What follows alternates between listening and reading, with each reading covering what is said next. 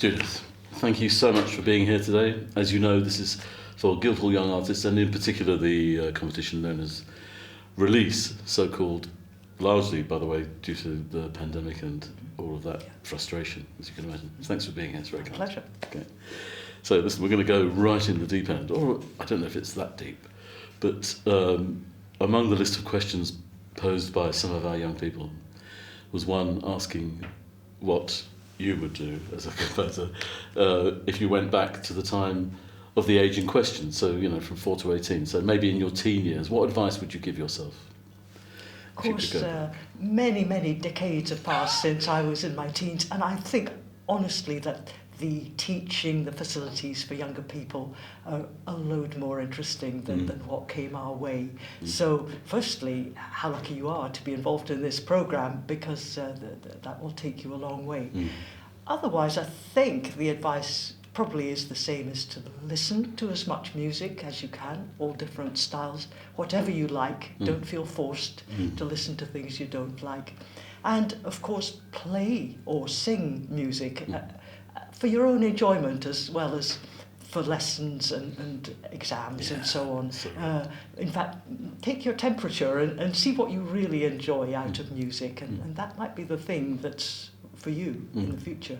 So there's no embargo, there's no stylistic priority, you just go for everything. I think so, and luckily today I think that's much more the spirit. Even in my own area of classical composition, there's a much wider acceptance of people who've picked up their styles from other kinds of music. So this is a question that comes very much from me, because I teach composition, as you know, and can you do that? Can you teach composition? Can you learn it? Can you teach it? Can you learn? Oh, it's the same question. Well, you certainly can teach composition. There are all sorts of things we need to know about the instruments, about the voice, how they all work. Harmony is very helpful, how to write good melodies, and so on. But I have a feeling to actually teach the gift of inspiration is a difficult one. That's up to the student. But nevertheless, those composition lessons could be handy for other things in the future. Can you learn it? Well, I think it's well worth keeping your ears open for any advice you're given. I think the thing to be careful of is that no one has the right to say, this is a good composition because it's the right style. That's not a way to judge, but the way might be, your teacher might say, will this piece work the best? Will it be too difficult for the clarinets or the trombones? Those are the practical tips I would say listen out for when you're being taught. Earlier on you suggested listening as being a part of the learning process. One young person posited a question suggesting that which, living or dead, it's quite, you mentioned it's quite a wide field, isn't it? Which living or dead composers should we listen to? Now, see, that's something that stops me in my tracks, because I almost feel like saying all of them, whoever they are. I could mention some of my favourites. Dead, John Tavener, my former teacher, not dead yet, Arvo Pärt, Harrison Birtwistle, Sofia Gubadulina, luckily those last two still alive and with us, and the whole of the classics. I can't think of many composers I would strike out, from Hildegard of Bingen onwards through the 16th, 17th, 19th, 20th century. So I think it's a good idea to ask people, maybe your teachers, who are their favourite composers. Yeah, what a good idea. You will pick up a few names. That's the way to do it. Otherwise, the resource is enormous, isn't it? Yes. And very often composers say that to me. They say, wow, it's a universe, it's so big. And they feel, honestly, truly daunted at the prospect of the art form being quite so generous. Yes. It's very difficult to just think of one or two composers that you will ever listen to and form your style on. And I think even in your teens, that there are so many people around that you probably know. How do you feel about the current software packages, those things that help us compose, apparently, if we move towards the computer and not a pen and paper? Well, I feel embarrassed. I'm so old that I'm still using pen and paper and pencils. I'm going to shake another old chap. But that's out of age, I must say, because I was just composing it such a long time ago that actually my brain is formed round, the motion of a pen and paper. Yeah. I still think it's quite good to sketch, even if you're a computer whiz. Yeah. Not a bad idea to keep up the ability to sketch by hand. But I mean, I have to say those software packages are extraordinary because we can remember when they weren't there, and it has really helped composition teaching. That is a thing. Oh, yeah. You can hear your music, you can hear a bit about how you're doing right or wrong.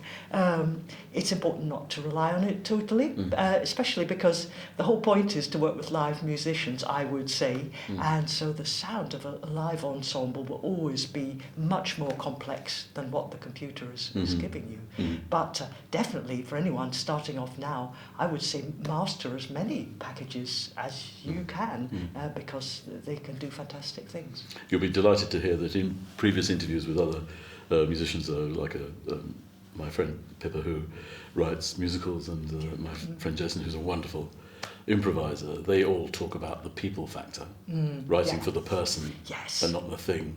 I think that's it, that you could get to the point, those software packages, they do great MIDI sound. So sometimes I've seen students write an orchestra piece, they get fabulous sound out of the computer. They go along to the orchestra, who of course are doing all manner of things, that, including maybe some wrong notes temporarily, and they're puzzled, they're baffled by the humanness of that sound. But surely we must want to work with our fellow professionals in person. So well, that's the spark, that's the magic. That's it. Collaboration. So how often the dry and dusty, one young man told me once that I wasn't a composer because I wasn't a bust on the mantelpiece. And my feelings are that we may speak about writing with a pen, but collaboration is at the heart of a lot of what we do, and I know you have collaborated quite a bit with people. Well, could we speak about that? That's right. There are many degrees of collaboration. In a way, whenever we write music for someone and that someone comes along and we rehearse that is, in a sense, a collaboration, because you want to hear what that performer has to say. And again, that's a teaching experience for the composer, because that instrumentalist is bound to tell you more than you bargained for with your music. But indeed, sometimes I've sat down with other people, not just musicians, but say choreographers, designers, filmmakers, with a total blank sheet, and sort of said, what are we going to do? And gradually got towards something that interests us both. I think it has to be collaboration these days, because we naturally use so many media in our work, and also the great pleasure, I think, of particularly working outside your own art form and training. That's it. So I think very few people would argue against that. It's definitely a modern thing to do. And it's learning for us too, as creative artists. That's right, and somehow taking in someone else's personality. You may come along to that meeting about the new piece in some kind of mood, and you encounter somebody else in a different mood. And I think that the meeting of those two moods creates energy, and that's something to look forward to. Energy, I like that. Is gaining an individual voice the product of just maturity alone? I hear a lot of this from students and young composers, this almost a worry about will they gain an individual voice. And I think it's really, firstly, too early to worry about that in student years, because your student years are for picking up as many voices as you can, and maybe one of them will eventually become your voice. But I think at that stage, nobody's really worried about that. We're more worried in your mastery of a lot of skills. I would say, indeed, as you carry on, you will find yourself perhaps fining down your ways of working, and that will become your voice. I think it could even stop you working and make you feel a bit constrained if you're always worrying, am I showing enough of my voice? Just do some music, do as much as possible, and out of that, one day will come your individuality. Yep, I like that. I'm borrowing some of this. Yeah, it's a good show, yes. Yeah, very pleased I popped along. This is from a very young person who suggested that you possibly have a favourite ensemble to write for. Oh, now, would this be, I can't ask the person in question who's not here, would this be an actual ensemble of particular people, or maybe they mean a whole group? The whole kind group, of I think that's what I was. Now, I have to say that changes very regularly, and I think it's important that it does, because sometimes I think, oh, I'd love to write for string quartet. That's happened to me quite recently. Then I write the string quartet, and then I think of another ensemble that I would really, say orchestra or choir. For me, it's very important, that rotation between different ensembles, because I don't want to be always doing the same thing. I will go as far as to say that just in the last few weeks, by complete chance, I've had 3 or 4 really wonderful performances by different orchestras. It's unusual to have that many at once, and I'm just really raring to go to write again for orchestra. Oh, that's so great. that at the moment, that's the answer. That's great. Lucky you. Yeah, no, unusual, absolutely. A venue. So imagine that you get a commission to write something for somewhere as much as for something. How much does that impact? Oh, it impacts a lot, because we all know there's different venues. Every single one of them has a different sound, has a different resonance, and that has an enormous amount of effect. Is your piece going to sound dry? Will we hear every detail? Is it a piece that actually would like a nice long resonance, so you can hear the chords settling back? That is a very important element. I think even the look of the venue can influence certainly the listeners. I quite recently worked in a wonderful venue in Amsterdam, the Muziekgebouw, and that is a concert hall with wooden walls, but with lighting all the way up and down the walls, which gradually pulses and changes. Wow. I think it's activated by the sound. So something like that is just wow. But I wouldn't want to work there all the time. It wouldn't suit every composition. It's on the edge of synesthesia. It is, absolutely.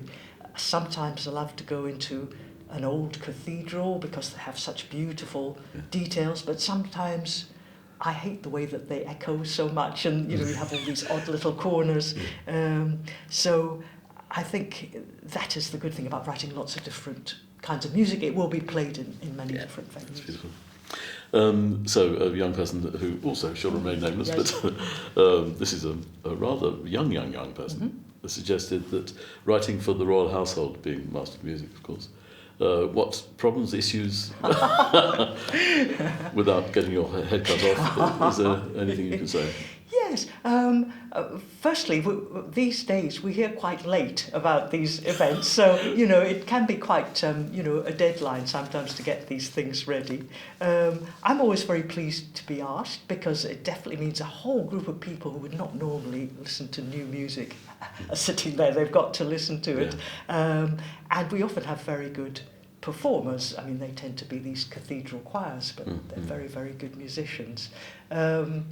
Yes, I think they're probably, maybe, I'm trying to think of an interesting problem that I could give you, rather than just there not always being enough time to do it. I will say that quite a lot of the events I've been involved in get almost no rehearsal. They can be very big events in, say, St. Paul's Cathedral.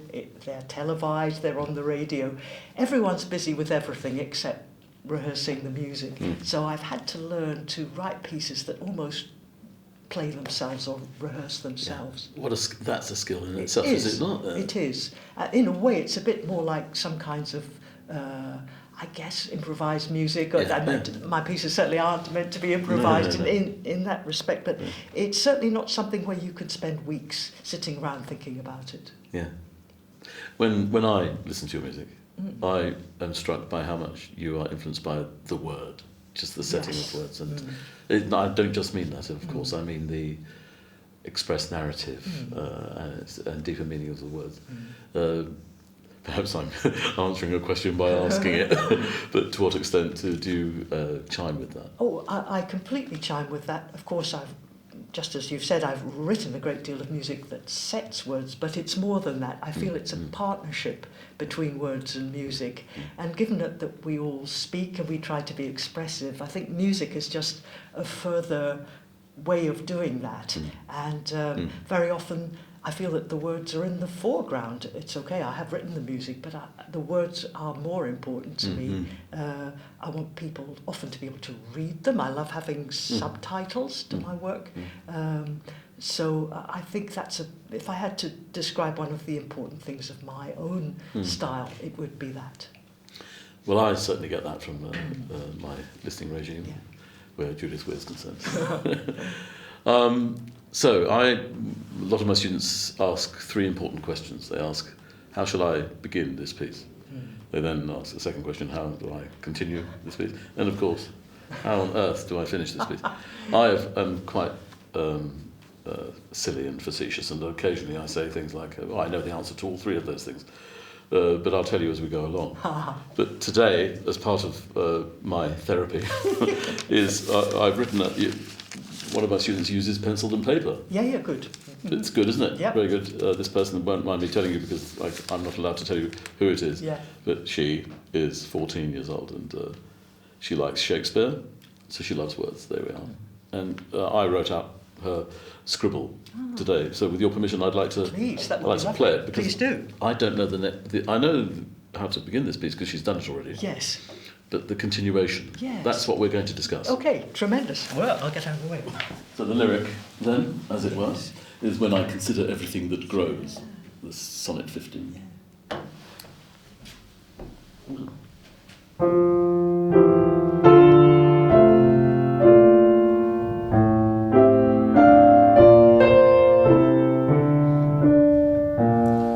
think it's sweet. Lovely. Yes. Do you not think so? That opening, for example. Beautiful.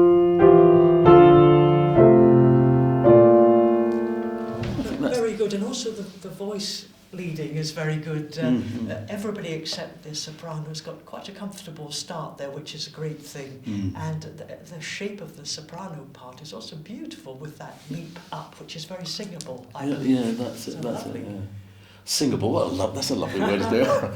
Singable because all singers know what it feels like in the and body. This is an interesting thing. I'm not a singer myself, but singers have told me that we non-singers might think it's good to keep everything on a level, but in fact, what she's done there with that leap from the A up to the E, I believe that would be quite a good expressive thing for a singer to do. They'd enjoy it, won't they? So I'm going to tell you what I said to her, and I'd like you to shoot me down in flames, okay? I said that I adored this so much, this sort of burst thing. I like that so much that for the next line, holds in perfection. Yes. She might wish to go. Something like that. Or something like that, exactly. I agree with that. The other thing that strikes me, I don't know how we can actually put this on paper at the moment, just so that it isn't just phrase by phrase. We're talking about everything that grows, and I just wonder if the word grows is something that might grow a few shoots, not lovely, just stop there, and so that it won't just be two bar by two bar. Because I don't know this particular sonnet, but generally they're amazing the way they leap over the end of the lines. So. Yeah, that's right. Yeah, so I actually made a bit of a composing teaching mistake. I remember in teaching this because I also like sonnets by Shakespeare, and I told this poor young thing all about the 14-line stanzas, the couplet at the end and the shape, which of course made her want to fit a sort of round peg into a square hole. Yes. Whereas that kind of liberation, if you say things that grow, like that. Something like that. But that would be fantastic. So I feel better now. Thank you very much. Goodness, you see that sonnet. It's so, they're all so perfect, aren't they? Yeah. And actually, a lot of words in them as well. I mean, that's a very beefy bit of text, isn't it? It is. And with words in it, that we don't use every day. Exactly, I'm sure. Debateth.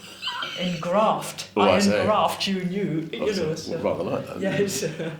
And the love of just the almost ergonomic indulgence, getting your mouth around something Yes, like that. That's it.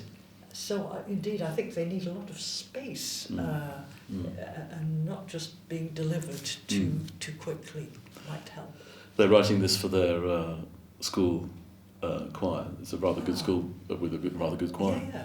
So I'm sure, and I think she's made it singable in the first instance. Yes. So I think she'll continue in the same way. Lovely, very, very good. Well, she just had a little composition lesson, didn't she? Well, probably, that's absolutely typical. We've both said these things. It's up to her to say, no, actually, I'm not going to do that. Yeah. I'm going to do this. But it's all we can do, isn't it? Bat in a few suggestions. That's it. And if rejection is a great thing, because in our own music, certainly with mine, rejection is part of the process. It certainly is, and just generally, you have to be able to stand up for your ideas. That will happen a lot in rehearsals. People will say, "Why did you write this note?" or "Why have you done this?" They really, if you tell them a good reason, they will listen to you. Yeah. But it's true. You have to be arguing for your own ideas, I think. We are coming to the end of our little chat today, and I'd like to thank you very much on behalf of Guildhall Young Artists and indeed the release programme. Thank you so much. My pleasure, really. My great pleasure. Thank you. Thank you.